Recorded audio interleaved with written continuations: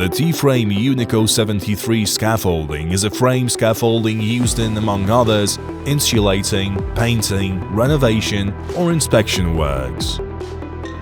It has safety certificates as well as certificates of compliance with European standards from the series PN-EN 12810 and PN-EN 12811, which were issued by accredited certification bodies from Poland and Czech Republic.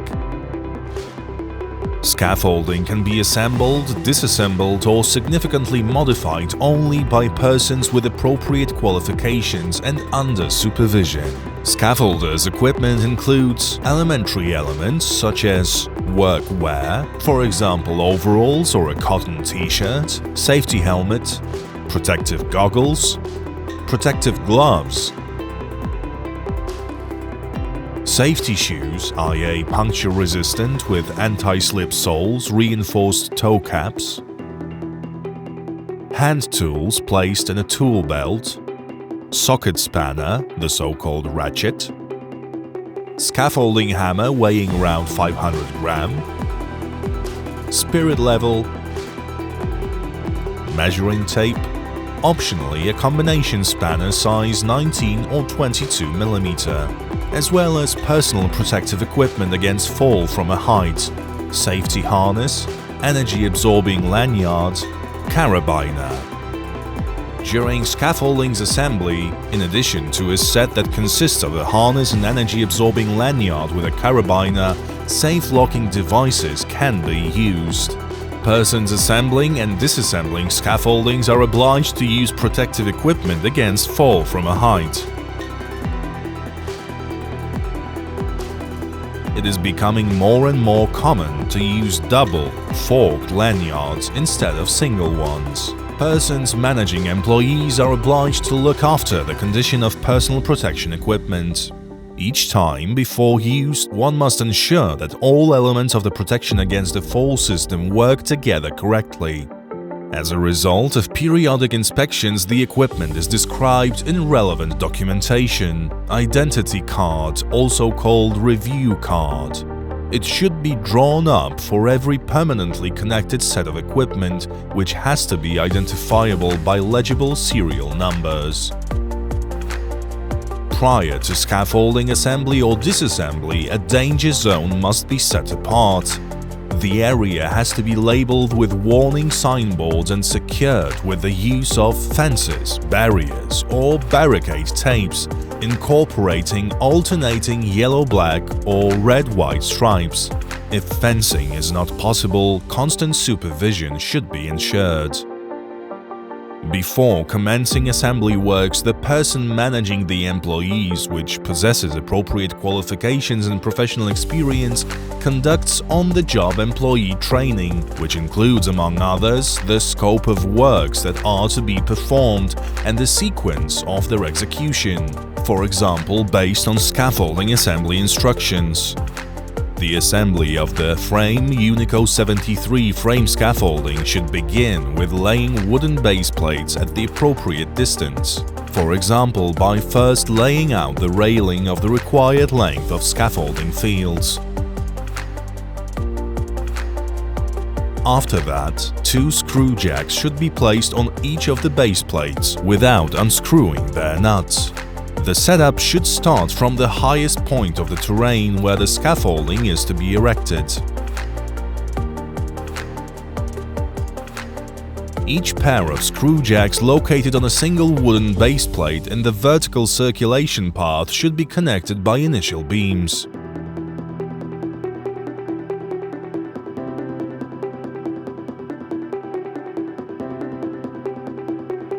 Then, 2 decks with a width of 0.32 meters should be placed on the U profiles of the starting beams.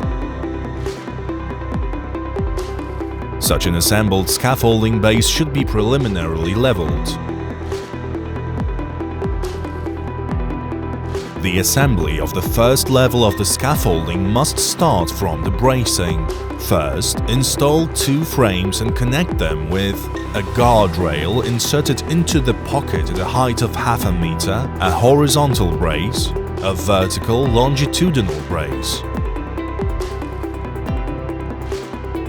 The assembly of the vertical longitudinal brace proceeds as follows.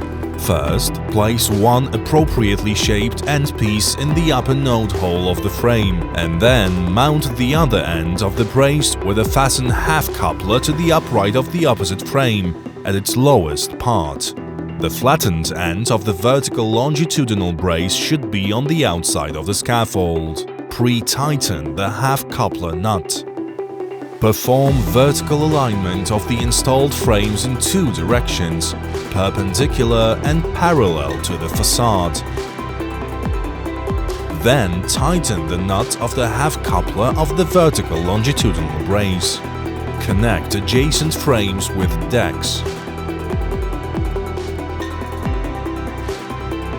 Check the distance of the decks from the wall, keeping in mind that the maximum allowable distance of the scaffold decks from the facade, which does not require the use of guardrails on the inner side of the scaffold, is 0.2 meters in Poland. Beyond this value, it is necessary to install additional guardrails and toe board from the side of the wall. From such an assembled field, assemble subsequent frames, guardrails at a height of half a meter, decking, as well as horizontal and vertical longitudinal braces in the braced verticals, remembering to brace the subsequent frames vertically.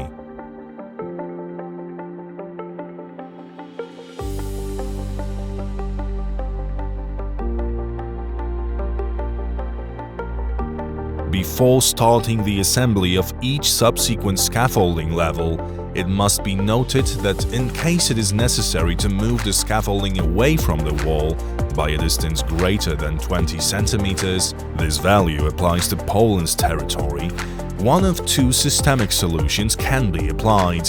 Frames with 4 rail couplings and 2 toe board couplings, or standard frames with a height of 2 meters but with 2 rail couplers and 1 toe board coupler tightened. The assembly of the second level should start from the circulation path. Standing attached to the ladder of the circulation deck, install the first frame of the higher level and secure it from disengagement by using 2 locking pins. Then, step onto the circulation deck while using personal fall protection measures and then close the deck's hatch. Install the second frame in the circulation path and also secure it with pins. Complete the scaffolding field with a full guardrail in the following order: top rail, bottom rail, and toe board. If the scaffolding deck is more than 20 centimeters away from the facade, the full guardrail should be assembled also from the inner side of the scaffolding. From such an assembled field, install subsequent frames, first in one direction from the circulation path, then in the other direction, immediately supplementing the fields with guardrails and vertical longitudinal braces. It is necessary to brace the frames vertically in those of the fields where vertical longitudinal braces are installed. Secure the scaffold level from the front by installing end guardrails and end toe boards. Afterwards, install the circulation deck and then lay decks in subsequent scaffolding fields in both directions from the circulation path to the scaffolding's end. Perform anchoring operations. 2 types of anchoring are considered in typical variants. Using short anchors, the anchor connector is attached to the internal upright of the frame.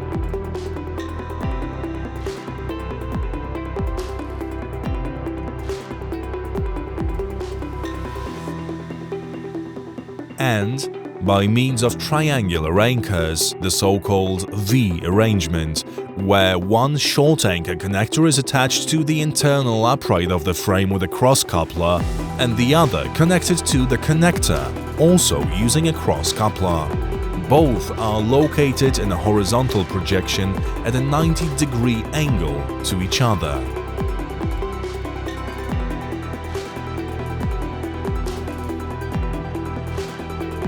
The assembly of the highest level should also start from the circulation path.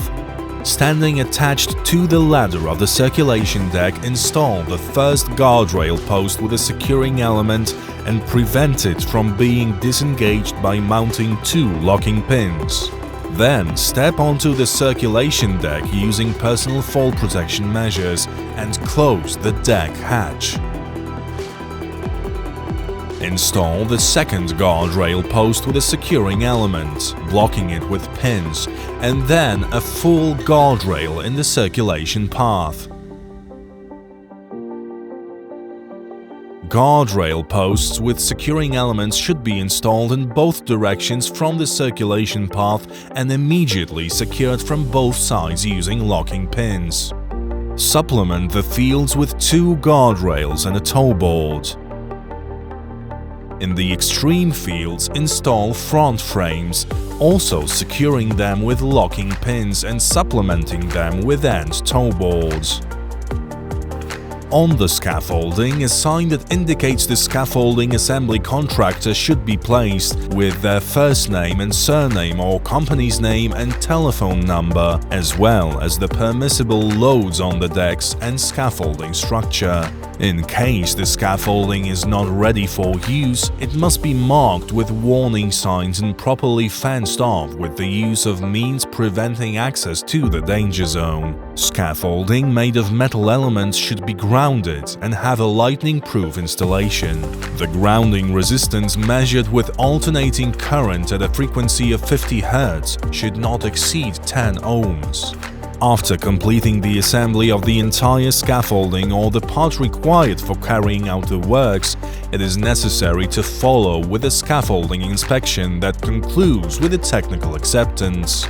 It is essential to check the condition of scaffolding foundation and the ground, the scaffolding structural mesh, bracings, anchorages, working and safety decks, circulation path passages, protections. Technical acceptance of the scaffolding is confirmed by an entry in the construction log or in the technical acceptance protocol, which is usually placed at the scaffolding's entrance. Disassembly should be carried out in the reverse order of the assembly, by first dismantling the external fields of the scaffolding and moving towards the circulation path.